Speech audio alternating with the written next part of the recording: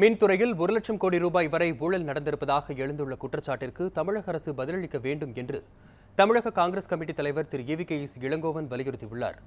சென்னை சத்தியமூர்த்தி பவனில் செய்தியாளர்களை சந்தித்த அவர் இவ்வாறு கூறியுள்ளார்.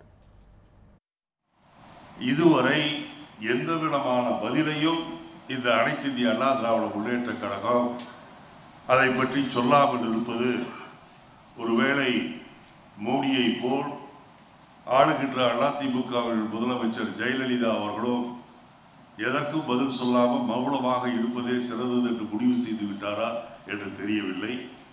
உடனடியாக சாட்டப்பட்டிருக்கின்ற குற்றச்சாட்டு என்பது மிகப்பெரிய குற்றச்சாட்டு, கொஞ்சம் கிடையாது.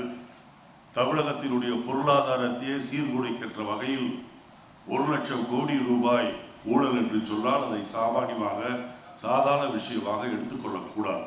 அதற்கு உடனடியாக இந்த அதிமுக அரசு பதில் சொல்லியாக வேண்டும்.